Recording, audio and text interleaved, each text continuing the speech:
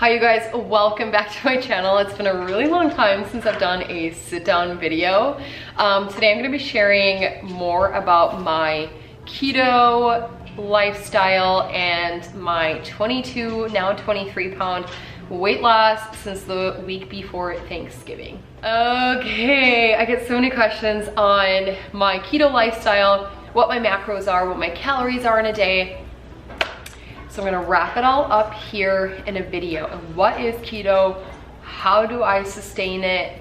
Why do I do it? All of the things. So we're just gonna hop right in. Okay, so what's keto? What is the ketogenic diet?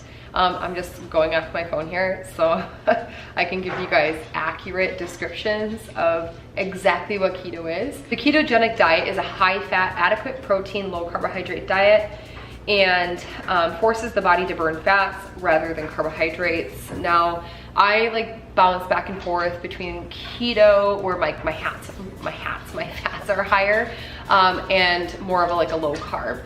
So what I try to focus on is where my body hits ketosis. Ketosis is where your body is burning fats instead of carbohydrates to fuel your body. And when you're burning fats, you're burning that excess stored fat in your body, okay? I am by no means a healthcare professional.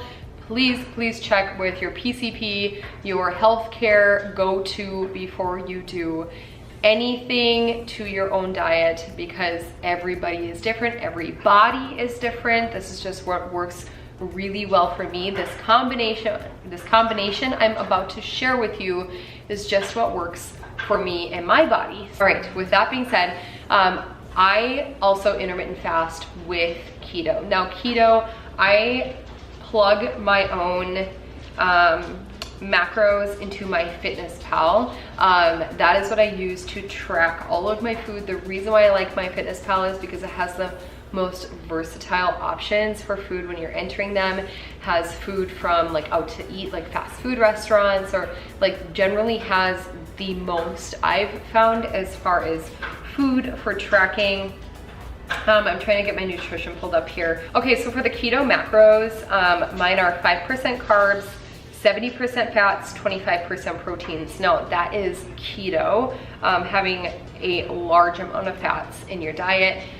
Like I said, I do bounce back and forth between it being more so low carb versus keto. The only difference between the two is the fats and protein percentages. So I kind of customized my own. I've been doing keto off and on for the past 6 years. I did low carb before I had my daughter and got to my lowest weight ever. And then I gained 100 pounds with my daughter because pregnancy is just very hard on my body. And I lost about 60 pounds of that, got pregnant with my son, gained 60 pounds, lost 60 pounds again, okay? And kind of gained back 10-ish pounds after I had him. So I had this 50 pounds of extra fluff hanging on my body after having my daughter. Even though I lost all of my pregnancy weight with Riker, with Kaya, I just had extra fluff. So I wanted to start my weight loss journey after having him. I waited until after I was done breastfeeding because I hang on to my body weight when I breastfeed. I'm going to say this, that fed is best when it comes to feeding your baby. I just wanted to push myself to see how far I could get in nursing, and I made it about 6 months between pumping and breastfeeding, and I didn't lose any extra weight than what I had gained with Riker when I was pregnant. So I stopped breastfeeding because my supply was dwindling, and I was really ready to make that change in my body, and knowing that I couldn't really lose the weight while breastfeeding and my supply was dwindling anyways, it was a really hard decision for me to make. And I switched over to formula, and to be honest with you, once I switched over to formula, I felt so much better. I felt like I had so much more freedom and that I could work out and I wouldn't have to worry about my supply dropping, all of these things, all of this mental stress that went along with breastfeeding. I felt so much better. You're supposed to love breastfeeding, and I do love breastfeeding, but when it came to pumping, I had to do that because at the time I was still working outside of the home. So I go to, my dog is down here sneezing and walking around. Yes, I know. Are you such a needy boy? That is a needy boy. Oh, just, no, don't do that, don't do that. Okay, So once I switched over to formula, I felt so much better. I had so much more freedom, and I was able to lose that weight that I wanted to lose. Now, this was back, so I really started kicking it up last December. I'd been trying to kind of work out, and I was cutting out some carbs, and I just kind of like yo-yoed. And then come January, I took it a little bit more seriously. I lost 10 pounds. And then like during the summertime, I went to Weight Watchers because I wanted to try and eat more normal foods, because carbs are not a bad thing. And I say that all the time. Carbs aren't a bad thing. I just find that my body reacts the best to low carb and keto. And then I started, like during that Weight Watchers journey, I started to incorporate anti-inflammatory foods, and I was trying to be dairy-free, gluten-free, all the things, because I have like eczema and sensitive skin. So I was trying to eliminate some of those more like inflammatory foods, which I've had such an amazing journey with so far. Unfortunately, the one thing I cannot cut out is dairy. I have a really hard time cutting out cheese. I have no problem cutting out milk. I now drink oat milk. Even on keto, I just make sure the oat milk I consume is only in my coffee and is a low amount of carbs. So the only thing I struggle with, so like sour cream and cheese, those are definitely my struggles. And I still like to have heavy creamer half and half in my coffee once in a while. So I'm slowly but surely working on eliminating the dairy. Oh, and butter too. Butter is, that one's not as hard because I can replace a lot of the like cooking with butter. I can replace it with like avocado oil, but those are the things that I'm trying to work on currently. But as I've like been through this health journey, I've found that my brain is much less foggy. I feel better. I have more energy doing keto and the anti-inflammatory process. So like eating the anti-inflammatory foods. So, which is a lot easier to do when you're on keto, because a lot of the foods you're allowed to have on keto are not inflammatory, if that makes sense. Bringing it back to the end of summer, I stopped Weight Watchers because I kind of yo-yoed back and forth, like 5 to 10 pounds. I'd like lose it and then I gain it and then I lose it and then I gain it. And like, I live in Minnesota and we go to the lake like every weekend. So of course I'm having like some White Claws and some beer and like hanging out like at the, like around the bonfire at night after the kids go to bed. It's like what we do. And I feel like that was a lot of the reason why I couldn't lose the weight. But now I probably have drinks like once a month. And when I do have drinks, I make sure that they are keto friendly. So like still having my claws, like my seltzers, my favorite seltzer, flavor wise is Press. I love Press seltzers.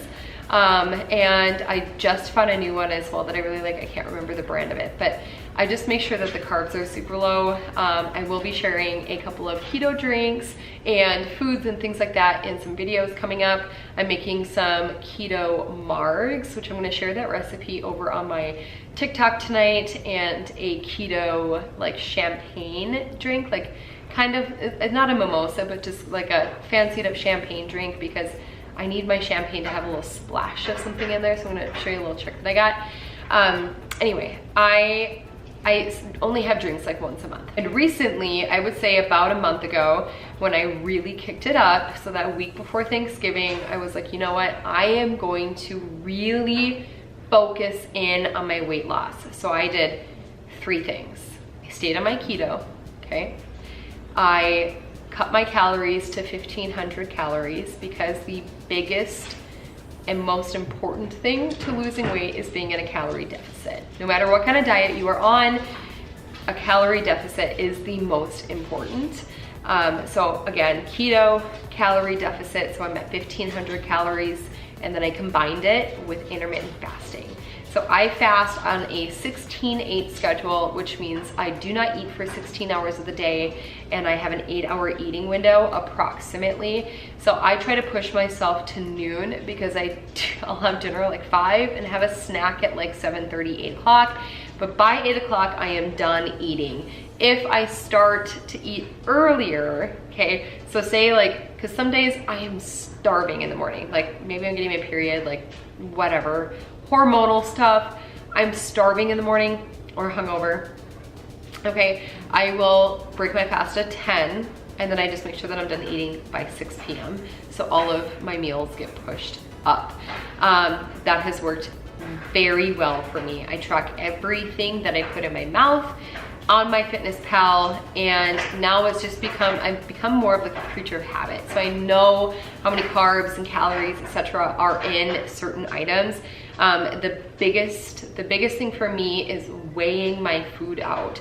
So making sure that the amounts that I'm putting into MyFitnessPal are truly, honestly, the amounts that I'm putting into my mouth. So I have a food scale, and I will use that to weigh out my wings because it's like one of my go-tos on keto. I have wings for lunch almost every single day. Even when it comes to like cream cheese, I love cream cheese and green peppers. It's like one of my go-tos. But I will make sure that I weigh out my cream cheese on the scale. And then same with any kind of like meat. So say we're having roast beef for dinner, I will make sure I weigh it out, like everything. I just make sure I weigh it out so that I have an exact measurement going into MyFitnessPal. Helps me track those calories a lot better. And then I just recently got an Apple Watch so that I can cancel out like my steps. So if I'm burning calories or exercising, maybe I need a little bit more to eat for that day because I have worked out. So that is synced with MyFitnessPal. My Apple Watches and my like exercising and my steps are synced with that, so that it shows me how many calories I've burned from walking and from working out. So that if I need like an extra snack or two, I can figure that in. So nice. But some of my go-tos, so I hope like that in a nutshell, okay? That in a nutshell is what I do. I intermittent fast until noon every single day, and I am done eating by 8 p.m. Usually by 6 or 7 I'm done eating. And then my calories I keep at 1500, and I just focus on my net carbs, and which is about 20 to 30 net carbs per day. And then my fats, I just make sure that a lot of the fats that I'm incorporating, I try to do a lot of guacamoles, a lot of nuts. I have been doing a little bit more cheese lately. Eggs are really, really great for a source of protein and fat. Avocado oil is a good one. If you're going to use oils, I try to take it a little bit lighter on the oil side. And then of course, if you are not dairy free, you can incorporate half and half or whipping cream into your diet to kick up your fats. There's also things called fat bombs. I try not to just like consume like butter in whole. The other really great way to get your fats in is to have chicken thighs with like the skin on, or have a fattier meat. I do try and do a combination of this. So if I have chicken thighs for dinner, maybe for lunch I'm having like ground turkey keto soup, one of my absolute favorites. Or if I have chicken wings for lunch, which are high in fats, I will make sure for dinner that I'm maybe doing a little bit leaner of a meat. I love burgers, like lettuce wrap burgers. Those are really, really good. Like I said, keto soup is like keto taco soup. That is my other go-to. I just repeat the same meals over and over again because I'm a creature of habit, and it's so easy. And I've been doing this now consistently for the past 5 weeks, and I'm down officially this morning. I'm down 23 pounds. And I even took off 4 days for Thanksgiving, and I took off 4 days for Christmas, where I ate whatever I wanted to over those 4 days. I let myself indulge in the treats and the snacks that I had been kind of holding out on. So yeah, it's really worked for me in my body. I hope that answers a lot of your guys' questions and what some of my go-to meals are. I have iced coffee every single morning, and I try not to add any half and half or creamer or oat milk, nothing. I try not to add anything to it because research has shown that like adding anything to your coffee can break your fast, okay? And I love black coffee now, iced black coffee. I'm not super keen on like hot black coffee, but I can drink iced black coffee with a little bit of cinnamon. I don't know if that breaks your fast or not for sure, but I do. That's what I do. It's usually like black coffee, black iced coffee, and I drink a ton of water during the day, a ton. And then I take my supplements with my lunch at noon, which usually, again, my lunch is chicken wings with ranch. That's what I have almost every single day. And then I have a snack in the afternoon, which is usually like a green pepper with some pepperoni and cream cheese, or like Lock and Cow cheese, or guacamole. I've got guac sitting over here. If I'm trying to be more dairy free that day, I'll just dip it in guac or eat it plain with a little bit of everything bagel seasoning. It's so good. And then for dinner, we just mix it up. We try to just do like meats and vegetables to keep it easier. But I am constantly coming up with new recipes, and so I will share those with you guys here over on Instagram Reels and over on TikTok. It's so easy for me to put like recipes together over on TikTok because they're quick 1-minute videos where it really just gives you a snapshot of like what that recipe entails. So easy to follow, and I know I get a lot of my ideas from TikTok as well. So if you want more keto eating ideas, head over to my TikTok. I'll have it linked down below. And if you have any questions for me, leave it in the comments down below. I know that this is a super different